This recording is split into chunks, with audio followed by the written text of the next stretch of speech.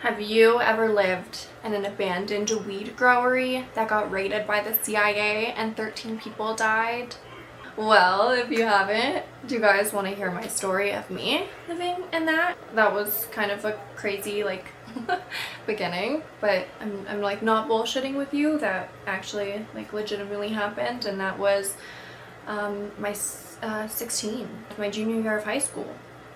And it just gets worse than that. Like, you think that's the worst thing that can happen, being homeless in a crack shack? No. No, no, no, no, no. No, it gets worse. Yeah. Okay, so when I'm 15 years old, actually, let me fix that, you guys. I was 17.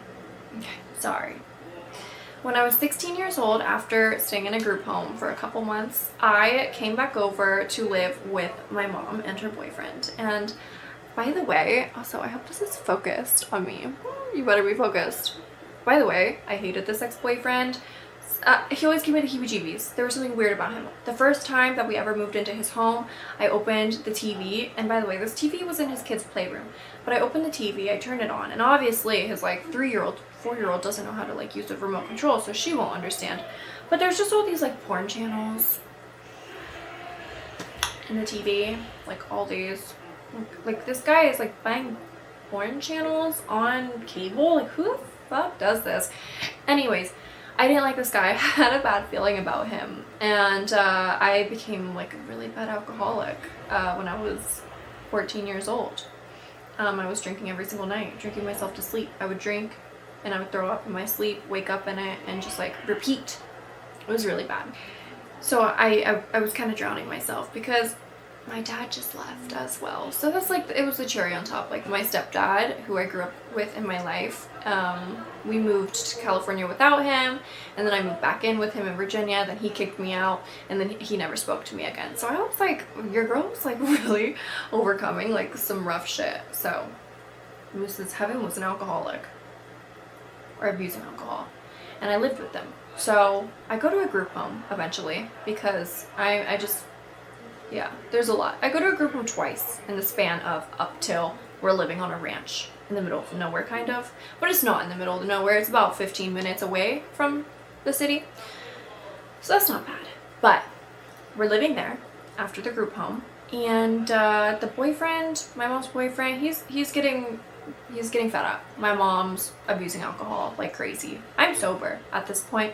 I'm about 6 months sober. I'm doing real good for myself. I was actually feeling happy again, and I really had my shit together. It was an animal ranch, so I was feeding the horses every single night, and I was really on top of it. I actually loved feeding the horses.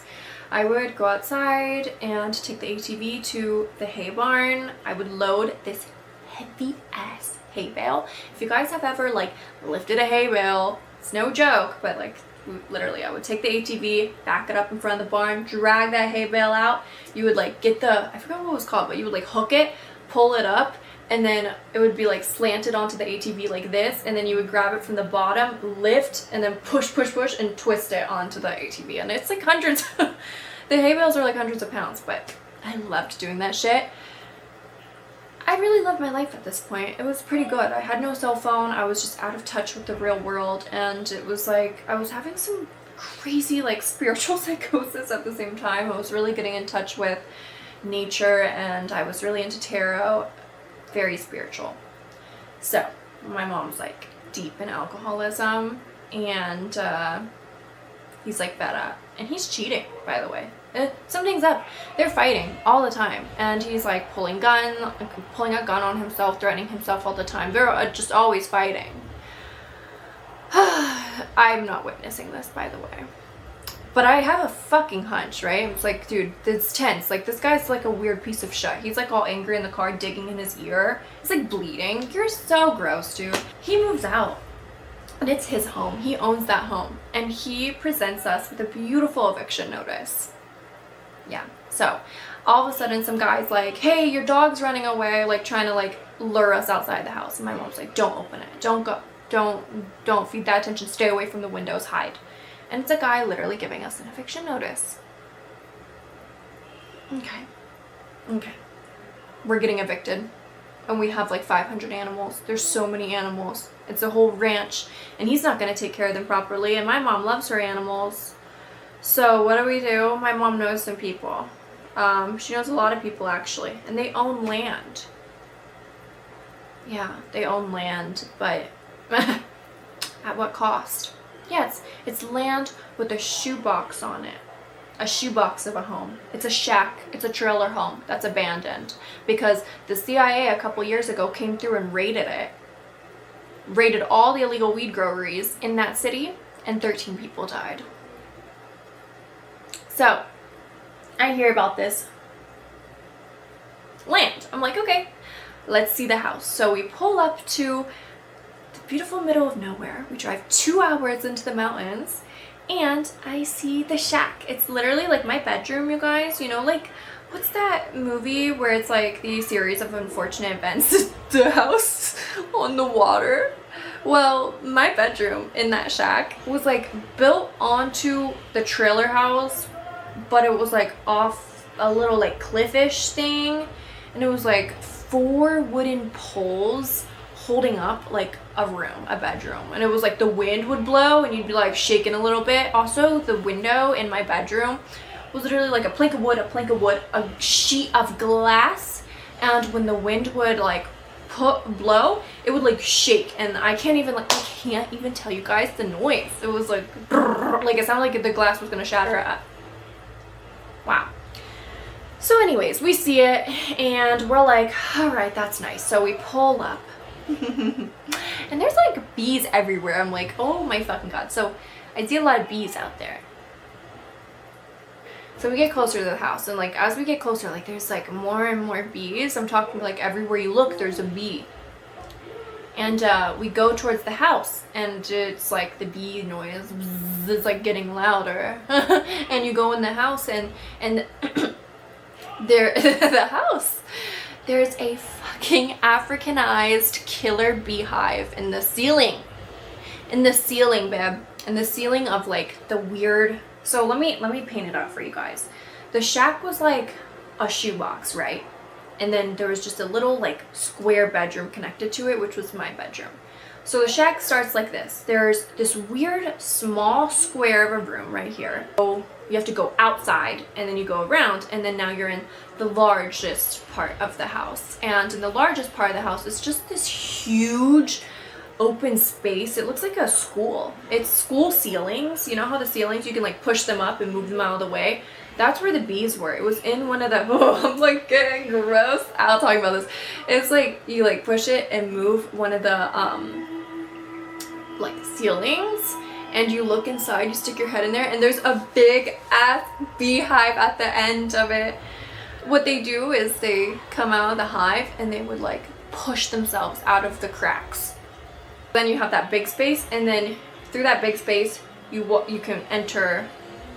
Let me think about this. Yeah, there's these 2 doors, and you can enter the rest of the house. There's like a kitchen that leads to my room, and then there's just this like little living space. So I'm visiting. I don't live there yet, but you know, I'm looking fate in the eyes. This is my fate. This is my fate. So after this we go home and we start packing. Yeah, and I'm packing. I'm not even helping. First of all, we get COVID. My whole family. We're so sick. I have a fever of like 103. I faint. I hit my head, and my mom's like, stop faking it. And then she's like, oh, are you okay? And like wakes me up, and then like helps me in my bed and just like leaves me there. And I'm like, what's going on? Like I like literally drunk. I like have fever brain. Like my brain was fried at the end of being sick with this. Like oh fuck. So I'm like not any help with moving out. Like my family's doing all the work, packing up all the animals. I'm just pissed. I'm like sitting there like, no, I can't accept this. Like this is not my fate, dude. Like what the. So we go and visit again. We're like visiting this place a lot. I forgot why. I think we're like slowly moving our things there before it's move-in day, because the eviction notice is almost up. So we have to be out at like literally like midnight. So, or I think it was like 6 in the morning, because I remember on our way there the sun was like rising and it was so beautiful, but it was a 110 degrees day, and yeah, I had like a fever dream. I fell asleep, and yeah, fell asleep like naked in star position on like a blow-up mattress. It was 110 degrees. I would like go outside, get the hose, drench myself, and like lay in front of a fan and just pass out to get the day over with. So we're like visiting a lot, and my mom meets this guy named Klaus.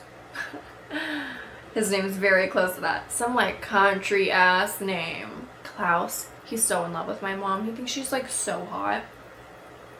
And he's so country. He sells meth. Yeah. Klaus sells meth. He offers my mom meth a couple times. She's like, I'm good. Thank you. So yeah. And he shows us his wheat growery. He has a little wheat growery as well. He gives us beer. I say no. I'm a recovered alcoholic at this point, so I'm like, I'm okay. Thank you. And I'm like 17, by the way. So Klaus helps us out a lot.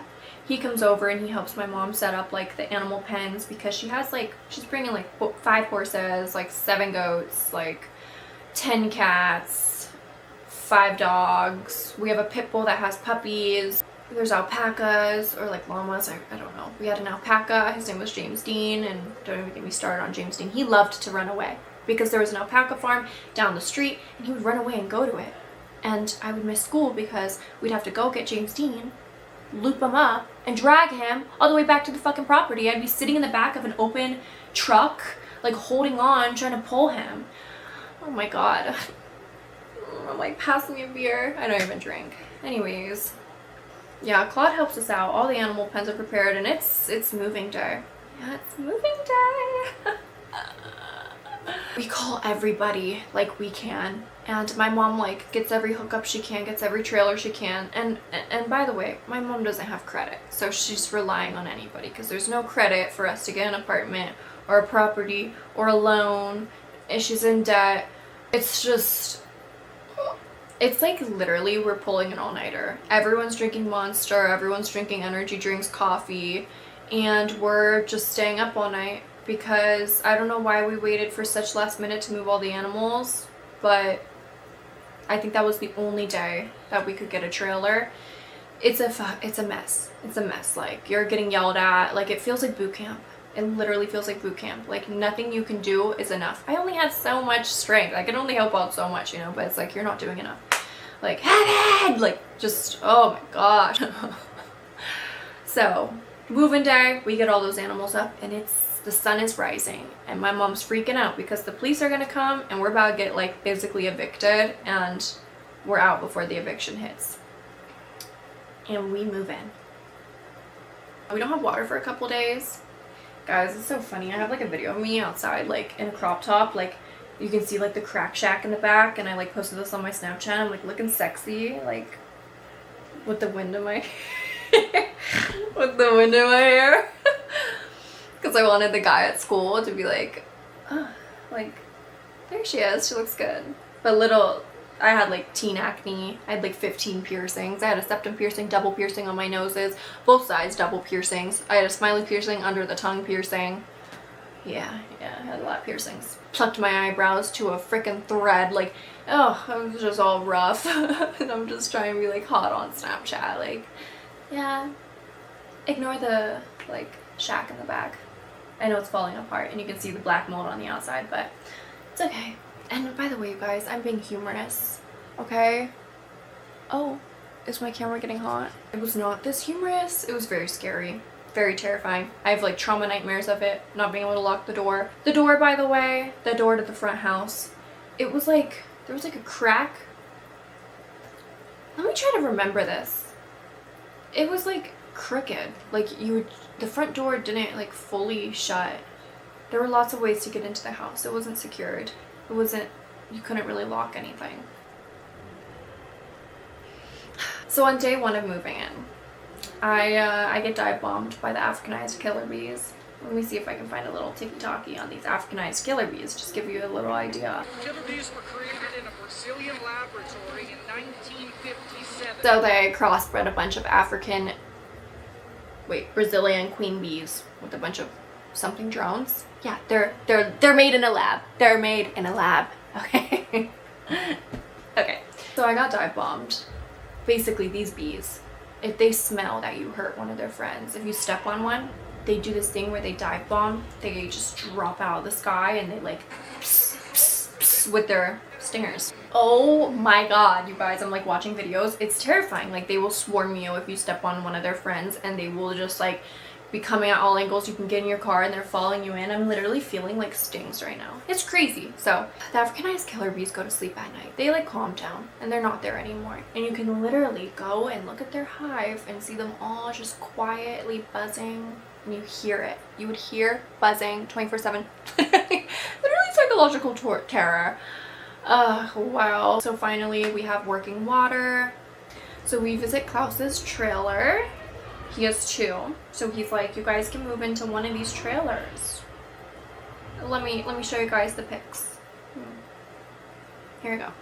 I'm stoked. I'm like, oh wow, would we rather live here than the Africanized killer bee place? But then Klaus was a little creepy, so it never happened. Yeah.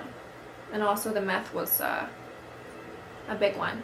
Don't even get me started. The Uber drivers would like so my mom had a boyfriend and we would go and visit, but we would like need Ubers to school sometimes, or Ubers back to the shack, because that was home. So we would need an Uber home, or I would need an Uber home from school. So what he would do was he would basically hire an Uber, call it to his house, and then he'd tell the driver, hi there, I need you to go pick up my girlfriend's daughter from this location. He would give them the coordinates because you had to find this house on map coordinates. It wasn't an address. It was just a piece of land with a crack shack.